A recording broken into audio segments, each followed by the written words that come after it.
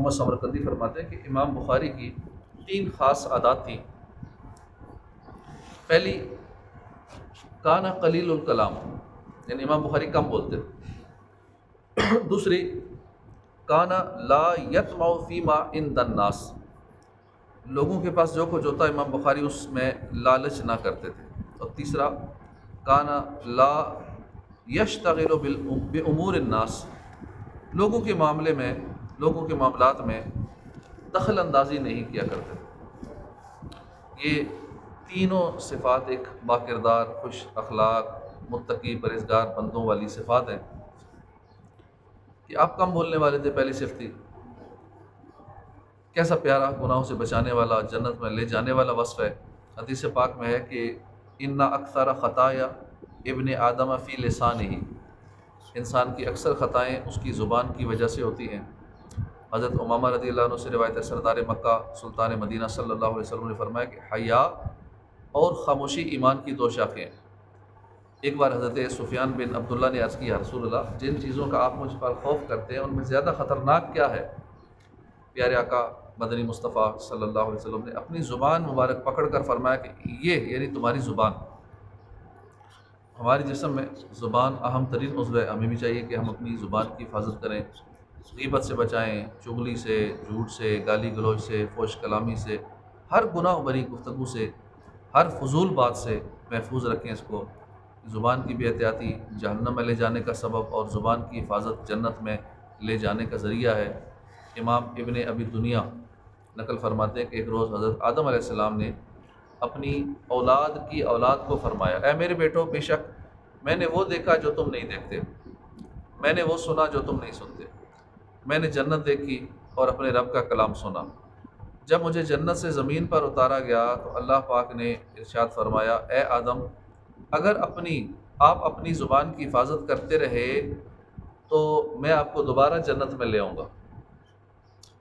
امام بخاری کی 3 خصوصی صفات میں سے دوسرا وصف یہ ہے کہ امام بخاری لوگوں کے پاس موجود چیزوں کا لالچ نہیں کیا کرتے۔ یہ بھی بہت پیارا وصف ہے۔ یہ اس بات کی دلیل ہے کہ امام بخاری حسد سے پاک تھے، کیونکہ عموماً حسد جو ہوتا ہے وہ اس کی ابتدائی لالچ سے ہوتی ہے۔ جب بندے کے دل میں لالچ ہو اور دوسروں کے پاس موجود نعمتوں کو حسرت سے دیکھتا ہے، پھر جب خواہش پوری نہیں ہو پاتی تو وہ اسے نعمت حاصل نہیں ہو پاتی جب، تو کبھی وہ حسد کا شکار ہو جاتا ہے۔ لیکن اگر بندے کے دل میں لالچ ہی موجود نہ ہو، بلکہ جو کچھ اللہ نے اسے دیا ہے وہ اسی پر راضی ہو جائے، اس کے دل میں کبھی بھی حسد نہیں آ سکتا۔ اللہ پاک ہم سب کو حرص، لالچ اور حسد جیسی ہلاکت میں ڈالنے والی باطنی بیماری، تمام باقی امراض سے، باطنی امراض سے محفوظ فرمائے۔ امام بخاری لوگوں میں بہت مقبول تھے، مقبولیت رکھنے والی شخصیت ہیں۔ آپ کے زمانے کے لوگ بھی آپ سے بہت محبت کیا کرتے تھے۔ شاید امام بخاری کی اس مقبولیت کی وجہ بھی یہی ہے کہ آپ لوگوں کے پاس موجود چیزوں کا لالچ نہیں کرتے تھے۔ حدیث پاک میں ہے، ایک مرتبہ ایک صحابی بارگاہ رسالت میں حاضر ہوئے، عرض کیا، یا رسول اللہ، مجھے کوئی ایسا عمل بتائیے جس پر عمل کرنے سے اللہ پاک بھی مجھ سے محبت فرمائے، لوگ بھی مجھ سے محبت کریں۔ پیارے آقا نے فرمایا، دنیا سے بے رغبت ہو جاؤ، اللہ پاک تجھ سے محبت فرمائے گا، اور جو کچھ لوگوں کے پاس ہے اس سے بے رغبت ہو جاؤ، لوگ تجھ سے محبت کریں گے۔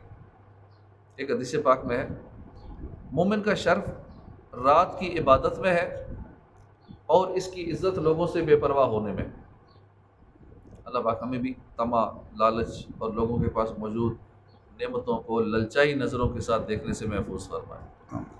امام بخاری رحمۃ اللہ علیہ کا تیسرا خصوصی وصف یہ ہے کہ آپ لوگوں کے معاملات میں بے جا دخل نہیں دیتے، اپنے کام سے کام رکھتے تھے۔ آج ہماری اکثریت ہے اس پاکیزہ وصف سے محروم ہے۔ جو ڈاکٹر نہیں ہوتا وہ بھی سارا دن لوگوں کو نسخے بتاتا رہتا ہے، بن مانگے مشورے دینا، کسی کے گھر جانا تو پھر گھر کی عمارت میں، ساز و سامان میں، گھر کی سیٹنگ میں عیب نکالتے رہنا بلا اجازت شرعی۔ آپ نے گھر ایسے بنایا، ایسے ہوتا تو اچھا تھا، یہ ٹیبل ادھر نہیں ہے تو ادھر ہوتا تو اچھا تھا، تو یہ سیٹنگ یوں ہونی چاہیے تھی، اس کو فلاں رکھتے، اس چیز کو ادھر رکھتے، اس کو ادھر رکھتے، وغیرہ وغیرہ۔ اسی طرح 4 دوست مل کر بیٹھ جائیں تو پھر حکومت پہ تبصرے شروع ہو جاتے ہیں، ملکی معاملات پہ بحث مباحثے شروع ہو جاتے ہیں۔ فلاں حکمران کو یوں ہونا چاہیے تھا، فلاں وزیر صاحب نے یہ بیان دیا، انہیں یوں دینا چاہیے تھا بیان، تو پھر غیبتوں کا، بہتانوں کا جو گناہوں بھرا سلسلہ شروع ہوتا ہے علمان والفیظ۔ اسی طرح ملکی اور غیر ملکی حالات میں بے جا تبصرے ہوتے رہتے ہیں۔ پھر لوگوں کے عیب ٹٹولنا، لوگوں کے ذاتی معاملات میں دلچسپی لینا، دوسروں سے ان کی ذاتی زندگی کے بارے میں سوال کرنا وغیرہ، یہ سب دوسروں کے معاملات میں بے جا دخل اندازی ہی کی مثالیں۔ یاد رکھیے، کامیابی ہمیشہ اس کے قدم چومتی ہے جو اپنے کام سے کام رکھتا ہے، صرف کرنے کے کام کرے، نہ کرنے کے کاموں سے ہمیشہ بچتا رہے۔ دیکھیے امام بخاری صرف کرنے کے کام ہی کیا کرتے تھے، نہ کرنے کے کاموں، مثلا دوسروں کے معاملات میں بے جا دخل اندازی سے ہمیشہ میں دور رہا کرتے تھے۔ یہی وجہ ہے کہ آپ نے کامیاب ترین زندگی گزاری، دنیا میں بھی کامیاب رہے اور آخرت میں بھی کامیابی ہے۔ ایک دن امام بخاری نماز پڑھ رہے تھے، اس دوران شہد کی مکھی نے آپ کو 17 جگہ ڈنگ مارا۔ نماز پوری کرنے کے بعد آپ نے فرمایا ذرا دیکھو تو کیا چیز ہے جو نماز میں مجھے تکلیف پہنچا رہی تھی۔ شاگردوں نے دیکھا تو آپ کی پیٹھ مبارک پر 17 جگہ سے سوجی ہوئی تھی۔ امام بخاری نے شہد کی مکھی کی 17 جگہ ڈنگ مارنے کے باوجود نماز نہ توڑنے کے متعلق فرمایا، میں ایک آیت کی تلاوت کر رہا تھا اور میری یہ خواہش تھی کہ میں اس آیت کو پورا کروں۔ امام بخاری کا معمول تھا کہ آپ رمضان میں ایک قرآن پاک نماز تراویح میں مکمل فرماتے، پھر نماز تہجد میں ہر 3 دن میں قرآن پاک مکمل کرتے، اور سحری سے افطار تک ہر روز ایک قرآن پاک مکمل تلاوت کیا کرتے تھے۔ تو یوں رمضان 30 دن کا ہوتا تو امام بخاری ایک مہینے میں 41 قرآن پاک مکمل کرنے میں کامیاب ہو جاتے۔ یہ ہیں کرنے والے کام، مگر افسوس ہم دوسروں کے معاملات میں بے جا دخل اندازی کرتے ہیں، نہ کرنے کے کاموں میں مصروف رہتے ہیں۔ کاش ہم بھی اپنے بزرگوں کی سیرت پر عمل کرنے والے بن جائیں۔ امام محمد بن اسماعیل بخاری رحمۃ اللہ علیہ حقوق العباد کے معاملے میں بہت سینسٹیو تھے، حساس تھے۔ کبھی کسی کی حق تلفی نہیں کی، کبھی انجانے میں کسی کا حق تلف ہو بھی گیا تو فوراً اس کی تلافی فرمائی تاکہ آخرت میں اس کا بدلہ نہ دینا پڑے۔ آپ خود فرماتے ہیں کہ لا یکون لی خصم فی الآخرہ، یعنی روز قیامت کوئی بھی مجھ سے اپنا حق مانگنے والا نہیں ہوگا۔ امام بخاری کے ایک دوست ہیں حضرت ابو جعفر، فرماتے ہیں کہ تیر اندازی کے لیے ایک نہر کے قریب گئے اور تیر چلانے کی مشق کرنے لگے۔ اس دوران امام بخاری کا چلایا ہوا ایک تیر نہر پر بنے ہوئے لکڑی کے پل میں لگا، جس سے پل کا کیل ٹوٹ گیا۔ یہ دیکھ کر امام بخاری سواری سے نیچے اترے، پل کے قریب گئے، تیر نکالا اور مجھے فرمایا کہ کیا آپ میرا ایک کام کر دیں گے؟ کہا جی ہاں کر دوں گا۔ امام بخاری نے فرمایا اس پل کے مالک کے پاس جائیے، اسے ساری بات بتا کر کہیے کہ یا تو ہمیں اس کیل کی جگہ نیا کیل لگانے کی اجازت دے دو، یا اس کیل کی قیمت وصول کر لو، اور اگر یہ دونوں باتیں نہیں چاہتے تو اپنا حق مجھے معاف کر دو۔ حضرت ابو جعفر پل کے مالک کے پاس پہنچے، اسے تمام واقعہ بتایا۔ امام بخاری کا پیغام سنایا تو پل کے مالک نے کہا ابو عبداللہ، یعنی امام بخاری کو میرا سلام کہنا، وہ کہنا اے ابو عبداللہ، میری ملک میں جو کچھ ہے سب کچھ آپ پر فدا ہو، میں اپنا حق آپ کو معاف کرتا ہوں۔ حضرت ابو جعفر فرماتے ہیں جب میں نے پل کے مالک کا یہ پیغام امام بخاری کو سنایا، خوشی سے آپ کا چہرہ جگمگا اٹھا۔ اسی خوشی میں امام بخاری نے اس روز 300 درہم صدقہ کیے اور غریب طلباء کو 500 حدیثیں سنائیں۔ بندوں کے حقوق کے معاملے میں بہت حساس تھے۔ اللہ پاک امام بخاری کے صدقے ہمیں بھی حقوق العباد کا خیال رکھنے کی توفیق عطا فرمائے۔ اس حکایت سے ایک اور مدنی پھول بھی حاصل ہوا، وہ یہ کہ غور فرمائیے امام بخاری کا خوش ہونے کا معیار اور خوشی منانے کا انداز کیسا زبردست تھا۔ ہم لوگ کیوں خوش ہوتے ہیں؟ ہماری لاٹری کھل جائے تو خوشی ہوتی ہے، نوکری مل جائے خوشی ہوتی ہے، امتحان میں کامیاب ہو جائیں، کوئی خواہش پوری ہو جائے وغیرہ وغیرہ، ایسی چیزوں پر ہم عموماً بہت خوش ہوتے ہیں، ہونا بھی چاہیے خوش، کہ یہ بھی اللہ کی نعمتیں ہیں۔ لیکن امام بخاری کس بات پر خوش ہوئے؟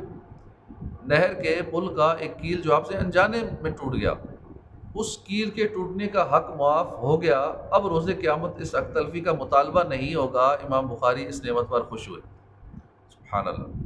اس سے معلوم ہوا کہ بزرگان دین ہمیشہ آخرت کو پیش نظر رکھتے تھے۔ پھر آپ کا خوشی منانے کا انداز دیکھیے کیسا نرالا ہے کہ جب خوشی ملی تو آپ نے صدقہ کیا، طلباء کو 500 احادیث سنائی۔ یہ ہے بزرگوں کا خوشی منانے کا انداز۔ اب ہم اپنے متعلق غور کریں، ہم کیسے خوشی مناتے ہیں۔ مازالہ لوگوں کی ایک تعداد ہے جو کہ گناہوں بھرے انداز میں خوشیاں مناتے ہیں۔ خوشی کے موقع پہ ناچ گانا ہوتا ہے، خوشی کے موقع پہ ڈھول ڈمکے ہوتے ہیں، خوشی کے موقع پہ بے پردگی ہوتی ہے، خوشی کے موقع پہ گناہ کرتے ہیں۔ حالانکہ خوشی ملنا اللہ کی نعمت ہے، اللہ کی نعمت پہ شکر ادا کرنا چاہیے، صدقہ و خیرات کرنی چاہیے، نہ کہ اس کی نافرمانی کی جائے۔ اللہ پاک قرآن مجید میں فرماتا ہے قل بفضل اللہ وبرحمتہ فبذلک فلیفرحوا، تو فرماؤ اللہ کی فضل اور اس کی رحمت پر ہی خوشی منانی چاہیے۔ تفسیر صراط الجنان میں ہے کہ شیخی کی خوشی یعنی اترانا حرام ہے، شکر کی خوشی عبادت ہے۔ جرم کر کے خوش ہونا حرام ہے، عبادت کر کے خوش ہونا بہتر ہے۔ ناجائز طریقے سے خوشی منانا حرام ہے، جیسے خوشی سے ناچنا شروع کر دینا، کہ جائز طریقے سے خوشی منانا اچھا ہے، جیسے خوش ہونا، صدقہ و خیرات شروع کر دینا۔ امام بخاری کی سیرت کا سب سے اہم پہلو یہ ہے کہ آپ نے ساری زندگی پیارے آقا مدنی مصطفیٰ صلی اللہ علیہ وسلم کی احادیث کی خدمت میں بسر فرمائی۔ امام بخاری کی بارگاہ میں ایک بار سوال ہوا کہ آپ کو علم حدیث کا شوق کیسے ہوا؟ فرمایا میری عمر 10 سال یا اس سے بھی کم تھی کہ اللہ پاک نے میرے دل میں علم حدیث کا شوق پیدا فرمایا، بس تب سے ہی میں نے احادیث سیکھنا شروع کر دیا۔ امام بخاری نے اپنے ابتدائی دور طالب علمی میں ہی 70,000 احادیث زبانی یاد کر لی تھی۔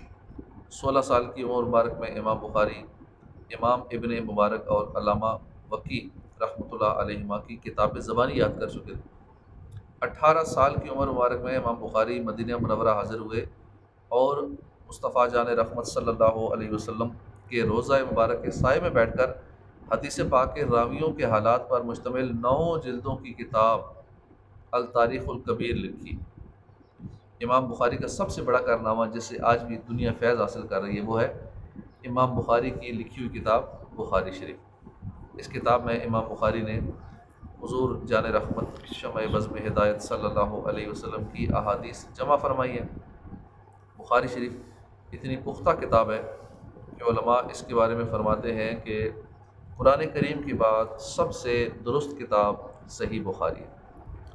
امام بخاری فرماتے ہیں میں نے جب بھی اپنی کتاب بخاری شریف میں کوئی حدیث لکھنے کا ارادہ کیا تو اس سے پہلے غسل کیا، 2 رکعت نماز ادا کی، میں نے اس کتاب میں موجود حدیثوں کو 6 لاکھ حدیثوں میں سے منتخب کیا، 16 سال کے عرصے میں اس کتاب کو لکھا، اور یہ کتاب میرے اور اللہ کریم کے درمیان حجت ہے، یعنی دلیل۔ علامہ علی قاری فرماتے ہیں بزرگوں نے لکھا ہے کہ اگر کسی مشکل میں بخاری شریف کو پڑھا جائے تو مشکل دور ہو جاتی ہے۔ یہ کتاب جس کشتی میں ہو وہ کشتی ڈوبتی نہیں ہے۔ بارش نہ ہو رہی ہو تو بخاری شریف کو پڑھا جائے بارش ہو جاتی ہے۔ امام اصیل الدین رحمۃ اللہ علیہ فرماتے ہیں میں نے اپنی اور دوسروں کی مشکلات اور پریشانیوں کے لیے بخاری شریف کا 120 بار ختم کیا ہے، ساری مرادیں ضرورتیں پوری ہوئی ہیں۔ مفتی احمد یار خان نعیمی فرماتے ہیں مصیبتوں میں ختم بخاری کیا جاتا ہے جس کی برکت اور اللہ کی فضل سے مصیبتیں ٹل جاتی ہیں۔ امام بخاری کی لکھی ہوئی کتاب بخاری شریف بہت بابرکت ہے اور مقبول کتاب۔ امام ابو زید مروزی رحمۃ اللہ علیہ فرماتے ہیں میں ایک مرتبہ مکہ پاک میں مقام ابراہیم اور حجر اسود کے درمیان سو رہا تھا کہ خواب میں اللہ پاک کے پیارے اور آخری نبی صلی اللہ علیہ وسلم کی زیارت نصیب ہوئی۔ حضور نے فرمایا اے ابو زید ہماری کتاب کا درس کیوں نہیں دیتے؟ میں نے عرض کیا رسول اللہ میری جان آپ پر قربان، آپ کی کتاب کون سی ہے؟ آپ نے فرمایا کہ محمد بن اسماعیل بخاری کی کتاب بخاری شریف، کیسی بابرکت کتاب ہے۔ آج بھی ہر مدرسے میں جہاں درس نظامی یعنی عالم کورس کروائے جاتے ہیں وہاں بخاری پڑھائی جاتی ہے۔ لوگ دنیوی علم تو پڑھتے ہیں، فیس بک پر بہت ساری پوسٹیں ادھر ادھر کی سچی جھوٹی کہانیاں، ناول، ڈائجسٹ وغیرہ تو پڑھتے رہتے ہیں، مگر افسوس پیارے آقا کی احادیث پڑھنے کا شوق بہت کم لوگوں کو نصیب ہوتا ہے۔ بخاری شریف بہت عظیم کتاب ہے، اسے پڑھنا سمجھنا بڑے ثواب کا کام ہے۔ البتہ بخاری شریف پڑھنی ہو بلکہ لازمی پڑھی جائے، مگر کسی ماہر عاشق رسول عالم سے پڑھنی چاہیے۔ لہٰذا بخاری شریف اور حدیث پاک کی دیگر اہم کتابیں علم فقہ، علم تفسیر اور دیگر کئی علوم، اسلامی علوم فنون پڑھنے سیکھنے کے لیے کہیں داخلہ لے لیں، آن لائن پڑھ لیں، سیکھنی چاہیے کسی بھی عالم سے، جہاں سمجھ نہ آئے جو حدیثیں تو کسی بھی عالم سے رابطہ کر کے آن لائن پڑھ لی جائے۔ اسی طرح اور کئی احادیث کی جو کتابیں ہیں جیسے فیضان چہل حدیث ہے، 40 فرامین مصطفیٰ ہے، احادیث مبارکہ کے انوار ہے، فیضان ریاض الصالحین وغیرہ کتابیں یہ فری ڈاؤن لوڈ ہو سکتی ہیں، تو اس کو پڑھنا چاہیے، سمجھنے کی کوشش کریں، دوسرے تک پہنچائیں۔ پیارے آقا صلی اللہ علیہ وسلم نے دعا دیتے ہوئے فرمایا کہ اللہ پاک اس بندے کو تر و تازہ رکھے جو میری حدیث سنے، اسے یاد کرے، دوسرے تک پہنچائے۔ اللہ پاک ہمیں بھی حدیثوں کی سچی محبت نصیب فرمائے، آمین بجاہ نبی الامین صلی اللہ تعالیٰ علیہ وآلہ وسلم۔